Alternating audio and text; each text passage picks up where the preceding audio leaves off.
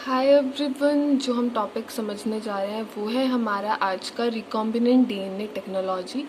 तो इसके अंदर क्या होता है, दो डीएनए मॉलिक्यूल लिए जाते हैं अलग अलग सोर्स से और उन्हें केमिकली ज्वाइन करा जाता है एक साथ। तो वो अलग अलग सोर्स क्या हो सकते हैं कि मान लो हमने एक ह्यूमन डीएनए मॉलिक्यूल लिया है और एक हमने माइक्रो ऑर्गेनिज्म डीएनए मॉलिक्यूल लिया है, वो वायरस बैक्टीरिया कुछ भी हो सकता है। और उन दोनों डीएनए मॉलिक्यूल को लेके हमने केमिकली ज्वाइन करा with the help of enzyme ligase, जो ज्वाइनिंग का काम करती है। अब जो डिस्कवरी करी थी आरडीटी की, आरडीटी शॉर्ट फॉर्म है रिकॉम्बिनेंट डीएनए टेक्नोलॉजी की, वो करी थी पॉल बर्ग ने 1972 में। लेकिन इससे पहले कुछ और भी डिस्कवरीज थी जो इम्पॉर्टेंट थी, जिनके बेसिस पे ही ये सब चीज़ें आरडीटी के अंदर हो पाई। सबसे इम्पॉर्टेंट डीएनए स्ट्रक्चर जो दिया था हमारा वॉटसन एंड क्रिक ने 1956 में। उसके बाद डीएनए लाइगेज मैंने ऊपर बताया। डीएनए लाइगेज क्या है, जो टू डीएनए मॉलिक्यूल को ज्वाइन करने का काम करती है। इसकी डिस्कवरी हुई थी 1967 में।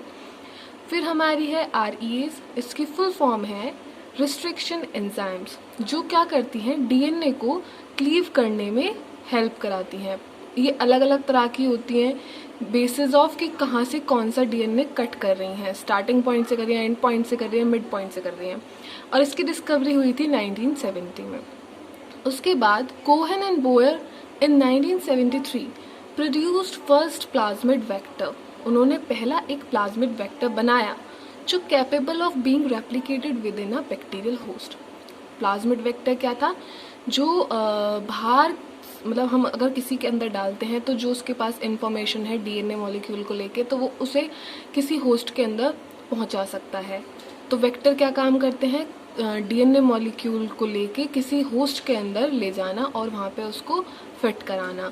तो क्या होता है कि इसका जो सबसे पहला प्लाज्मिड वेक्टर बनाया था, जो अपने अंदर इतनी पावर रखता था कि वो रेप्लिकेट कर सके, मतलब वहाँ पे डेवलप कर सके और बहुत सारी कॉपीज़ बना सकते बैक्टीरियल होस्ट के अंदर, वो कोहेन एंड बोयर ने बनाया था।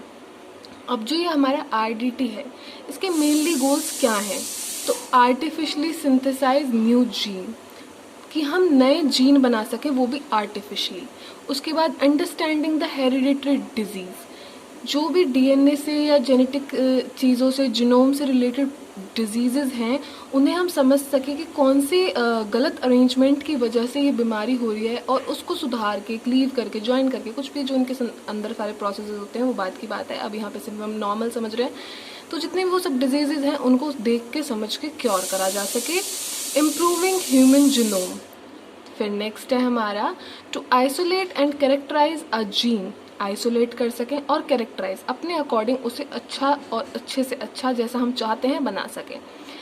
उसके बाद है to return altered gene to living cells. अब उसके बाद हमने उसे कैरेक्टराइज वगैरह कर दिया। इतनी भी हमारे आरडीटी के पास कैपेबिलिटी है, इसके अंदर इतने सारे प्रोसेसेस हैं कि हमने मतलब डीएनए मॉलिक्यूल निकाल लिया किसी सोर्स में से और उसे डिफाइन मतलब कैरेक्टराइज कर दिया अपने अकॉर्डिंग जैसे हमें चाहिए था। उसके बाद वापस उसे सोर्स के अंदर डालने की भी कैपेबिलिटी आरडीटी के पास है बिकॉज ऑफ प्लाज्मिड वेक्टर। और लास्ट पॉइंट है इसका कि alternating genome of an organism. तो यही सब आता है डीएनए रिकॉम्बिनेंट डीएनए टेक्नोलॉजी के अंदर। वैसे एक बहुत ब्रॉड सब्जेक्ट है, इसके अंदर बहुत सी चीज़ें आती हैं, ये सब हम धीरे धीरे भी पढ़ेंगे।